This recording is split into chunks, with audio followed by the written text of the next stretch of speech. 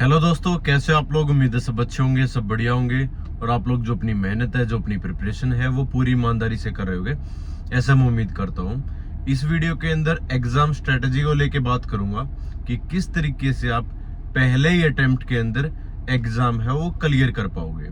और आपके पास तकरीबन 3 महीने हैं, तो 3 महीने में किस तरीके से एग्जाम है वो निकाला जा सकता है, इस मुद्दे के ऊपर बात करूंगा कि इंपॉर्टेंट टॉपिक्स क्या होते हैं, किस तरीके से एग्जाम है वो आपको अटेम्प्ट करना चाहिए, कहां पर गलतियां नहीं करनी है।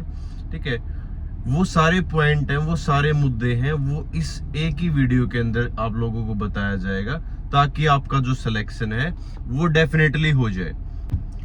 कोशिश करूंगा कि सारे पॉइंट्स है वो आपके क्लियर हो जाए, सारे डाउट है वो क्लियर हो जाए और आपको दोबारा कहीं पर और वीडियो देखने की आपको रिक्वायरमेंट ना पड़े। तो सबसे पहले ये बता देता हूँ कि जो आपकी वैकेंसी है वो अच्छी खासी वैकेंसी है और नवंबर दिसंबर में आपका एग्जाम होगा। ठीक है, अब इसको दिमाग से निकाल दो कि आपका जो एग्जाम है वो एडीक्यूटी लेगी, टीसीएस लेगी, कौन लेगा कौन नहीं लेगा। सिर्फ आपका जो टारगेट है वो आपका एग्जाम होना चाहिए कि मेरा एग्जाम है वो इस मंथ को है, दिसंबर में है मान के चलो, और वहां तक मैं अपना जो सिलेबस है उसको कैसे कवर करके चलूंगा, जो मॉक टेस्ट है वो किस तरीके से लगाऊंगा, ठीक है, कहां से मैं रिवीजन करूंगा। तो सारा जो दिमाग है वो उन चीजों पे लगना चाहिए, पहली बात तो ये। ठीक है, दूसरी चीज, आपका जो फॉर्म है वो अप्लाई कर दो। ठीक है, ये मत सोचो कि मैं लास्ट में अप्लाई करूंगा, कई बार सर्वर डाउन हो जाता है, क्योंकि 4-5 तरह की तो दिल्ली पुलिस की वैकेंसी भी निकली हुई है।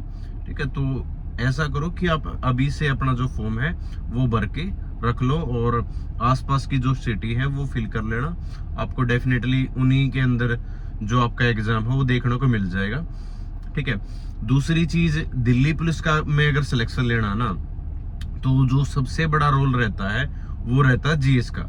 मैं ये नहीं कह रहा कि सिर्फ जीएस के बेसिस पे आपका सिलेक्शन हो जाएगा, आपको बाकी सब्जेक्ट है उनको भी कवर करके चलना होता है, लेकिन जो मेन रोल रहता है वो जीएस का रहता है, जीएस वाले पोर्शन का 50 नंबर में से।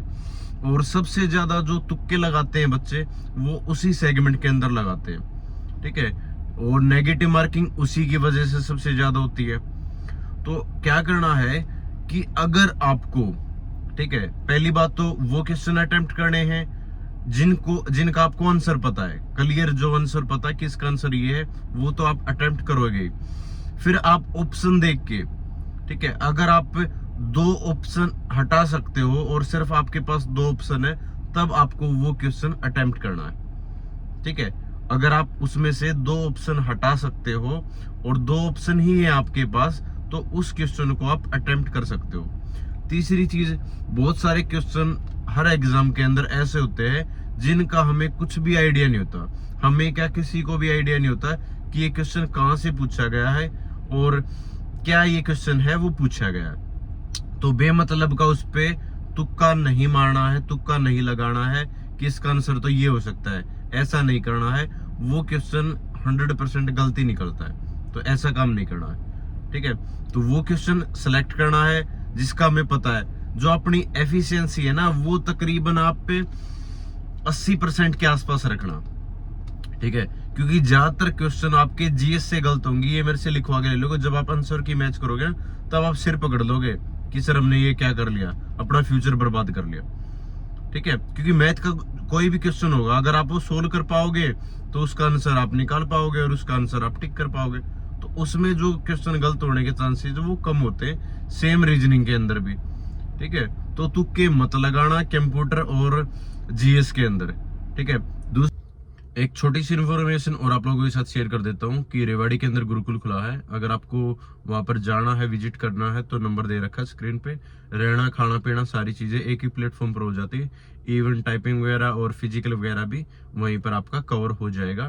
तो लिमिटेड सीट है, आप वहां पर विजिट कर सकते हो। और वहां दूसरी बात, इंपॉर्टेंट क्वेश्चन बता दो सर कहाँ से पूछे जाते हैं, तो देखो इंपॉर्टेंट बता देता हूँ, आर्ट एंड कल्चर से ज्यादा क्वेश्चन पूछे जाते हैं। ठीक है, जितने भी हमारे मंदिर हैं, टेम्पल्स हैं, फेमस आर्टिस्ट हैं, जितने भी मेले त्योहार हैं, जितनी भी जनजातियां हैं, ठीक है, आर्टिकल्स से, अमेंडमेंट से, जितनी भी योजनाएं अभी सरकार की चल रही है उनसे, स्पोर्ट्स से, ठीक है, खेलों से, और जितनी भी अभी ये अवार्ड मिले हैं, अवार्ड से रिलेटेड, मतलब करंट अफेयर तो आप एक साल का लेके चलोगे ही चलोगे 100%।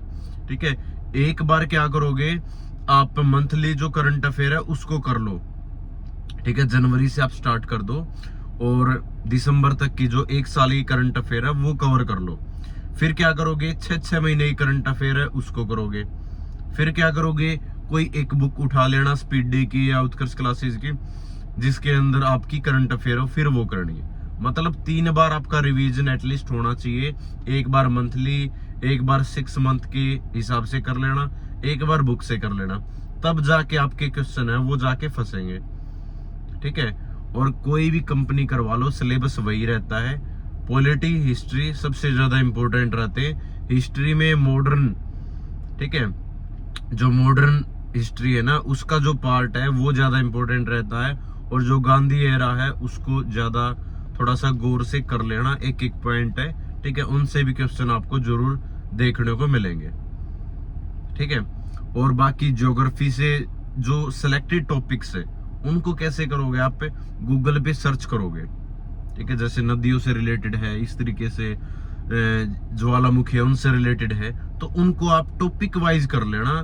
टॉपिक वाइज आप सर्च करोगे, सब कुछ मिल जाता है यूट्यूब पे, फ्री कंटेंट। कोई ये नहीं कि किसी एक टीचर को फॉलो करके आप सिलेक्शन लोगे, ऐसा कुछ नहीं है। ठीक है, आपको अलग अलग सोर्सेज से अलग अलग डाटा है वो कलेक्ट करना है, वहां से आप लोग बार बार रिवीजन करोगे।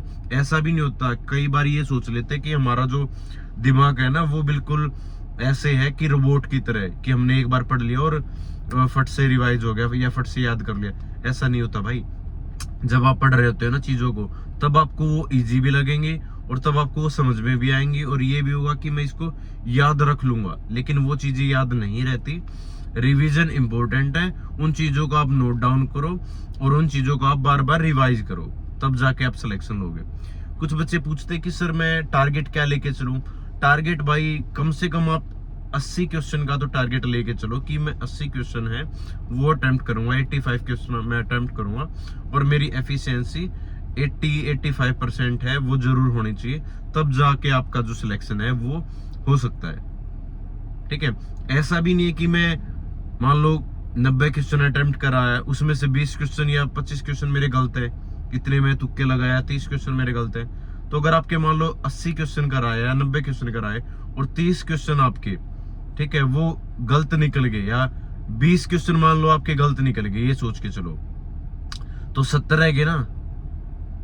मतलब 20 क्वेश्चन तो आपके गलत निकल गए, तो 70, और 70 में से भी नेगेटिव मार्किंग की वजह से आपके जो 1/4 की नेगेटिव मार्किंग है। ठीक है, तो उससे भी आपके जो क्वेश्चन है वो कितना जो स्कोर है आपका कम हो जाएगा। तो ऐसा नहीं करना है, कि नेगेटिव मार्किंग से बचना है। ठीक है, कोशिश करनी है कि आप नेगेटिव मार्किंग ना करो। दूसरी बात, जिसका मैथ अभी ठीक नहीं है इतना ज्यादा, तो आप topic wise Aditya Ranjan sir की प्लेलिस्ट है वो मिल जाएगी, वो कवर करने की कोशिश करो कि 3-4 महीने में आप एटलीस्ट जो इम्पोर्टेंट टॉपिक है, ठीक है, जैसे टाइम एंड डिस्टेंस से है, पाइप एंड सिस्टम से है, ठीक है, और एवरेज से है, एसआई सिंपल इंटरेस्ट और कंपाउंड इंटरेस्ट, ठीक है, उनसे रिलेटेड है। बोट एंड स्ट्रीम से भी क्वेश्चन पूछे जा सकते हैं। ठीक है, प्रॉफिट लॉस से क्वेश्चन 100% आता है और अब की बार भी आएगा। ठीक है, 1 या 2 क्वेश्चन आपको जरूर देखने को मिलेंगे। ठीक है, एडवांस मैथ इतना ज्यादा नहीं आता, लेकिन फिर भी आपके जो फॉर्मूला बेस्ड क्वेश्चन है वो आप लोग कर सकते हो। ठीक है, एक बार उनको जरूर देख सकते हो, सर्कल वगैरह, स्फीयर वगैरह से रिलेटेड वो क्वेश्चन आप देख सकते हो। ठीक है, कंप्यूटर के लिए आप या तो बहुत सारे एसवीएम सर हैं, ठीक है, प्रीति मैम है, ठीक है, उनकी आप प्लेलिस्ट देख लो, उनके रिवीजन अभी से स्टार्ट कर दो, कि आपको ये सोच के चलो कि मैं 1 घंटा डेली कंप्यूटर को दूंगा। ठीक है, 1 घंटा आप कंप्यूटर को दोगे तो आपके 7-8 क्वेश्चन जरूर फंस जाएंगे। ठीक है, चाहे वो शॉर्टकट से हो, MS वर्ड, MS एक्सेल से हो, इंटरनेट से हो, ठीक है, आपके क्वेश्चन है वो डेफिनेटली फंस जाएंगे। कई बार जो आपके शॉर्टकट होते हैं उनसे क्वेश्चन पूछ लिए जाते हैं, या फिर फुल फॉर्म होती है उनसे क्वेश्चन है वो पूछ लिए जाते हैं। ठीक है, तो आप कॉन्फिडेंट रहो कि मैं अब की बार सिलेक्शन है वो ले लूंगा, भेड़ चाल में मत चलो।